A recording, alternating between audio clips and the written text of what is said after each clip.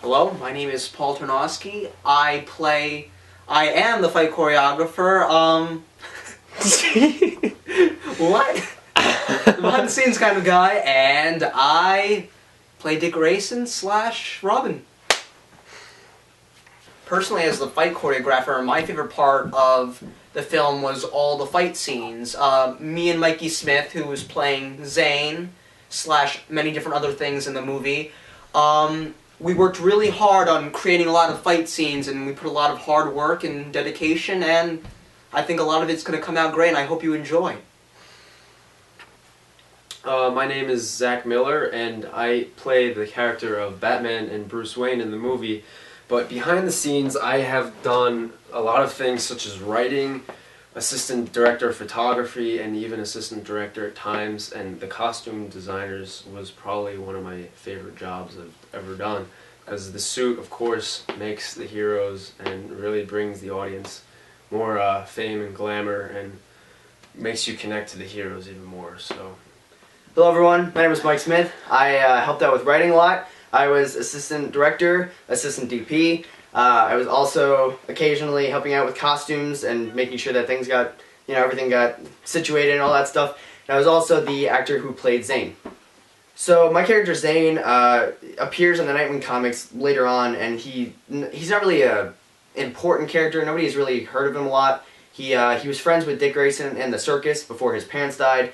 And mysteriously one day, he disappeared, and he got a radio wave chip implanted in his head, which allows him to send radio waves into people's minds and practically kill them. So anytime in the movie when you hear that high-pitched sound effect, that's what that is. So when we were doing fight choreography, me and Paul, it was really difficult trying to make sure that some things were acrobatic, because, really we should be. Of course, I'm not acrobatic at all. Paul is probably more than me. He can do somersaults and cartwheels and things like that. So we tried our best to sort of combine that with our fighting styles. But if you saw like a Bruce Lee ninja kick, it wouldn't really tied in with me, or especially with Batman and the thugs, because Batman is a slower fighter. His punches are bigger and his kicks are stronger and all those things versus quick little punches. So it was definitely a challenge, but I think we pulled it off pretty well, and I think that everyone's gonna sort of feel like they're in the movie and feel their pain when they get hit. In the what I love about Gotham's Guardians is that this isn't your typical Batman movie. You see Bruce and Dick Grayson as the same age, and they're both companions as it does in the comics. But you also see Bruce growing up without his Alfred mentor, and him and Dick both have to mentor each other. And then they have to come across this major villain, which is one of the first they ever face in their life.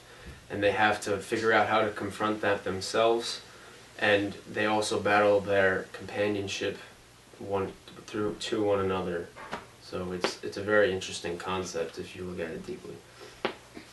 The things I found really remarkable about the character of Robin / Dick Grayson was that he's really good friends with Bruce Wayne throughout the entire thing, but it's great because you get to see his character kind of evolve and kind of grow in a way, because it's kind of looking at him being more independent. He's breaking away from Bruce Wayne / Batman and becoming his own independent kind of hero.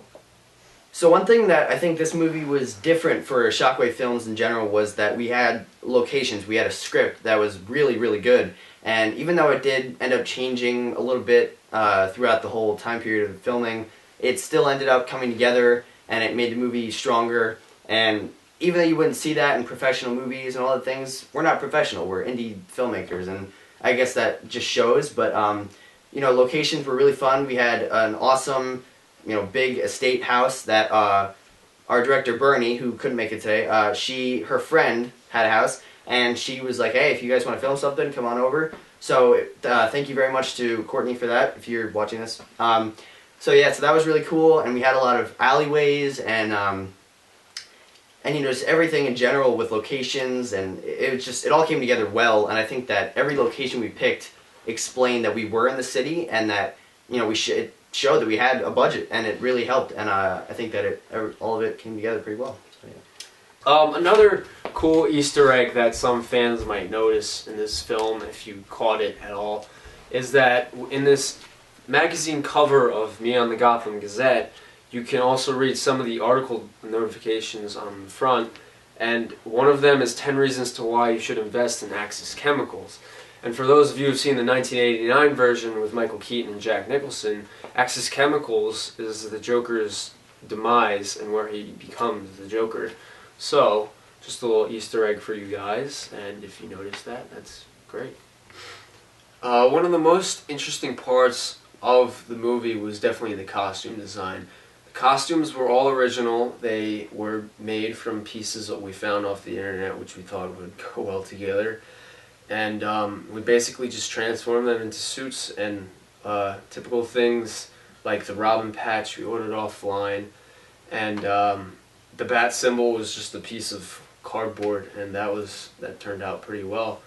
But another interesting, fun part of filming was the weather conditions, which weren't exactly on our side, but we dealt through it and we pulled through as a team, and we definitely pulled it off, and we made a pretty good picture. So we hope you guys enjoy.